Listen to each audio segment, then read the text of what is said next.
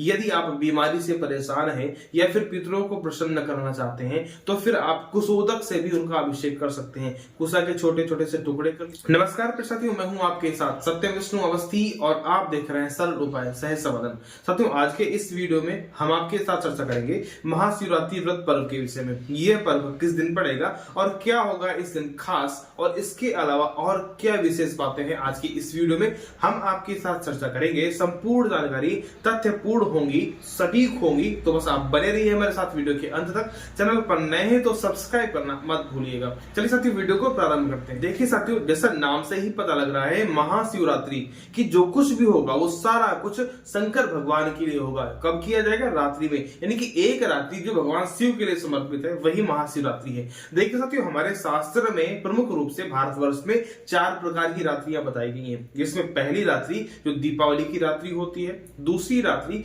होलिका दहन वाली रात्रि होती है, तीसरी रात्रि श्री कृष्ण जन्माष्टमी की रात्रि होती है, और जो चौथी रात्रि होती है वो महाशिवरात्रि यही होती है महाशिवरात्रि।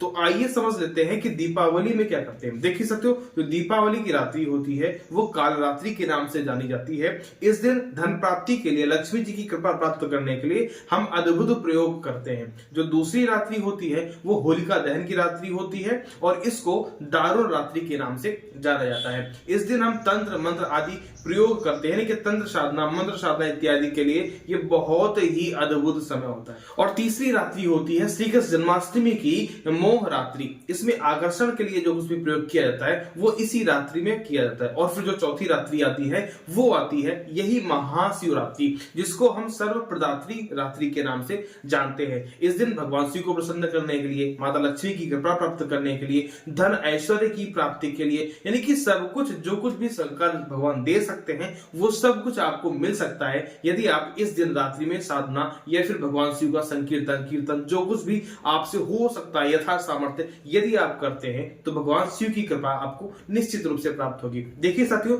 भगवान शंकर का नाम ही क्या है? भोले भाले। यानी कि भगवान इतने भोले हैं कि आशीर्वाद देने में वो तनिक भी संकोच नहीं करते, संशय नहीं करते और थोड़ा भी सोचते नहीं है कि आगे चल के ऐसा तो नहीं होगा कि ये आशीर्वाद हमारे लिए ही नुकसानदायक हो जाए। वो इतना भी नहीं सोचते। जो प्रसन्न हो गए तो जो कुछ मन में आया वो सारा कुछ दे ही देते हैं। इतने भगवान अच्छे हैं और भाले भी इतने हैं कि यदि रुष्ट हो जाए तो फिर तनिक भी संकोच नहीं करते संपूर्ण सर्वनाश करने में। सब कुछ तो दोनों चीजें हैं, भोले भी हैं और भाले भी हैं। तो उनकी कृपा प्राप्त करने के लिए बहुत ही अद्भुत समय है ये महाशिवरात्रि का। देखिए साथियों, वैसे तो प्रत्येक महीने में एक शिवरात्रि आती है, यानी कि जिसको हम मासिक शिवरात्रि के नाम से जानते हैं, लेकिन ये फाल्गुन मास की जो कृष्ण पक्ष की चतुर्दशी होती है ये महाशिवरात्रि के नाम से जानी जाती है। तो आइए समझ लेते हैं कि इस वर्ष 2025 में ये शिवरात्रि का पर्व जो होगा वो किस दिन मनाया जाएगा। देखिए साथियों, शिवरात्रि का पर्व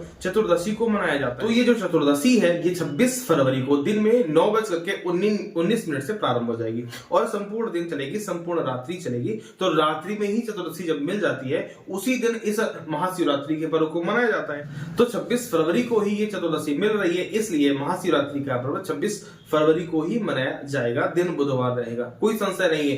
दिन बुधवार है, भगवान गणेश का दिन है, तो भगवान गणेश की भी कृपा प्राप्त करने के लिए आपको अद्भुत संयोग मिल रहा है, ऐसा आप समझ लीजिए। तो देखिए साथियों, इस शिवरात्रि में प्रमुख रूप से 4 प्रहर की पूजा का विशेष महत्व है। भगवान शिव की कृपा प्राप्त करने के लिए जो 4 प्रहर की पूजा होती है वो बहुत ही लाभदायक होती है। तो आइए समझ लेते हैं कि जो 4 प्रहर का जो शुभ मुहूर्त रहेगा वो कब से कब तक रहेगा। तो देखिए साथियों, जो पहला मुहूर्त रहेगा, प्रथम पहर का जो मुहूर्त होगा वो होगा शाम को 6:47 से 9:45 तक। फिर जो दूसरा समय रहेगा, दूसरा प्रहर रहेगा वो 9:45 से 12:51 तक रहेगा। फिर उसके बाद जो तीसरा प्रहर होगा वो 12:51 से प्रारंभ होगा और 3:56 तक जाएगा।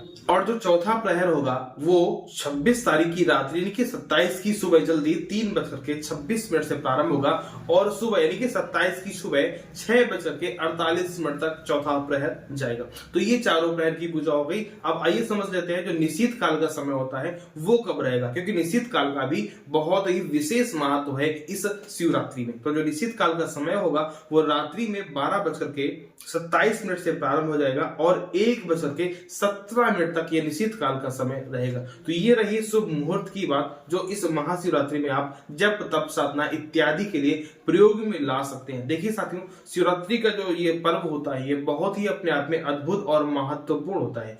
माता लक्ष्मी की कृपा प्राप्त करने के लिए, भगवान शिव को प्रसन्न करने के लिए, धन ऐश्वर्य की प्राप्ति करने के लिए ये अपने आप में बहुत ही अद्भुत समय होता है। भगवान शिव को विभिन्न प्रकार से अभिषेक करके उनको प्रसन्न कर सकते हैं और विभिन्न प्रकार की फल की प्राप्ति कर सकते हैं। जैसा कि यदि आप संतान चाहते हैं, धन चाहते हैं, अष्टलक्ष्मी की कृपा चाहते हैं तो आप भगवान शिव को पंचामृत का अभिषेक कर सकते हैं। यदि इसके अलावा आप महालक्ष्मी की कृपा प्राप्त करना चाहते हैं तो आप गन्ने के रस से प्रयोग कर सकते हैं। गन्ने के रस से आप उनका अभिषेक करें या फिर अनार के जो जूस निकलता है, अनार के जूस से, अनार के रस से भी आप अभिषेक कर सकते हैं। यदि ये कुछ नहीं मिल पाता तो कोई भी आपको फल मिल जाए उसके जूस से आप अभिषेक कर सकते हैं। इसके अलावा यदि आप अष्ट सिद्धि नवनिधि चाहते हैं तो फिर आप मीठे जल से भगवान को अभिषेक कर सकते हैं। मीठे जल में आप बतासा का घोल बना सकते हैं या फिर मिश्री जो धागे वाली आती है मिश्री, तो मिश्री का घोल से भी आप जो जल बनेगा मीठा आप उससे अभिषेक कर सकते हैं। यदि आप बीमारी से परेशान हैं या फिर पितरों को प्रसन्न करना चाहते हैं तो फिर आप कुशोदक से भी उनका अभिषेक कर सकते हैं। कुशा के छोटे छोटे से टुकड़े कर लीजिए और उसको आप जल में डाल लीजिए और फिर उसी जल से भगवान शिव का अभिषेक कीजिए। ध्यान रखें, अभिषेक में जो धार होती है वो टूटनी नहीं चाहिए, इसलिए आप सेंगी का प्रयोग कर सकते हैं। तो पितरों की प्राप्ति के लिए या बीमार रहता है कोई घर में, इस स्थिति में आप भगवान शिव को कुशा का अभिषेक कर सकते हैं। इसके अलावा यदि आप शत्रुओं पर विजय पाना चाहते हैं तो आप भांग जो होती है ना, भांग सूखी भांग आती है, उसको दूध में मिला लीजिए और अच्छे से घोल बना लीजिए, हल्की सी चीनी डाल लीजिए और फिर उसका जो दूध निकलेगा, भांग मिश्रित दूध जो होगा, उससे आप भगवान शिव को अभिषेक कर सकते हैं, भगवान शिव को अर्पित कर सकते हैं। इसके अलावा आप चाहें तो शत्रुनाश के लिए भगवान शिव को भस्म का लेप भी कर सकते हैं। भस्म लगा करके यदि आप उनको शिवरात्रि के दिन भस्म लगाते हैं तो आप शत्रुओं पर विजय प्राप्त करेंगे और शत्रुओं का नाश भी होता है इससे। तो ये कुछ चर्चा थी महाशिवरात्रि के विषय में जो हमने आपके साथ अद्भुत जानकारी साझा की। उम्मीद करते हैं ये संपूर्ण जानकारी आपको निश्चित रूप से समझ में आई होगी। मिलते हैं अगले वीडियो में, तब तक के लिए नमस्कार।